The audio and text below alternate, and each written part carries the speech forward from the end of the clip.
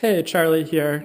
Just wanted to do a quick video to show the salmon ladder that I made. I saw quite a few different designs online, but I didn't find any that looked real simple and sturdy and easy to make. So this is what I came up with.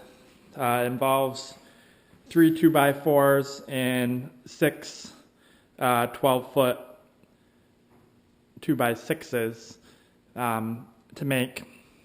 It's a pretty simple design. These outside boards are straight 12-foot boards. I made sure to pick some nice ones at Home Depot so they weren't warped or split on the ends. For the inside, I've got the 2x4s cut and positioned. There's 8 inches between the first 2 rungs. The next 2 have 10 inches, and the 2 after that are a foot difference. This is 3 2-inch screws holding each one on.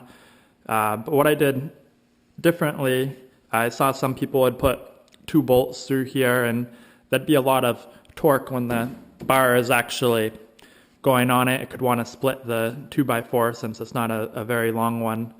So what I did is with the other 6x12s, I cut them, I matched the angle here so that when this guy, all the weight goes on it wanting to go down, this is going to provide extra support. It's not going to want to crack. It takes a lot of the stress off the screws.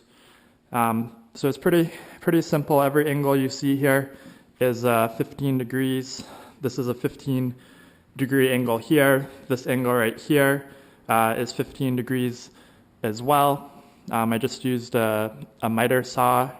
I laid the 6x12 side by side. I marked all the positions where I wanted all of the rungs.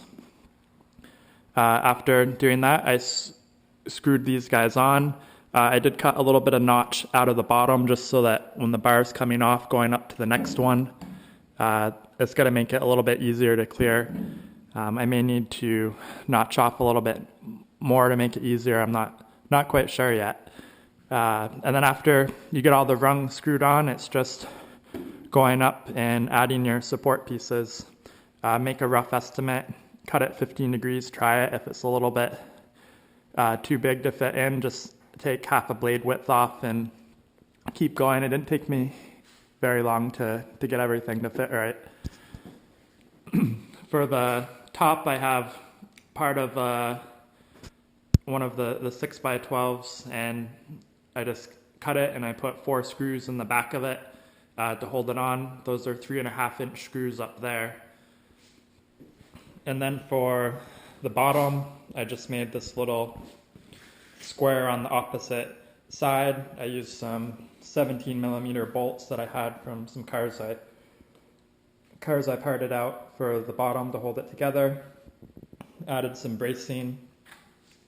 Everything is 2-inch screws where you have 2 of these guys coming together, but anytime where you've got 3 boards, I'm using 3.5-inch screws.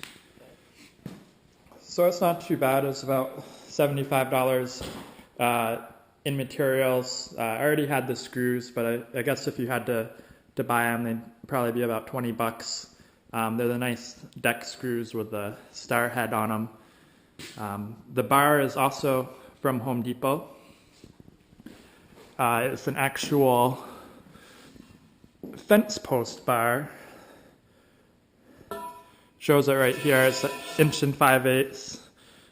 It's really strong. I went and looked at some of the iron ones that were a little bit narrower, and I could actually flex those with my hands. I couldn't flex this guy.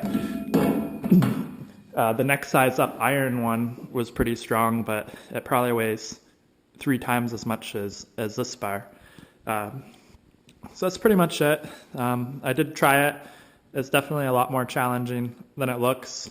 I'm going to wait till summer to use it more so I can have it outside. I'll probably put it up against some trees out back, just so if you do fall, you're not going on a hard cement floor. But yeah, that's it. I'll put a list of all the materials at the end of the video. So if anyone likes it, leave some comments below.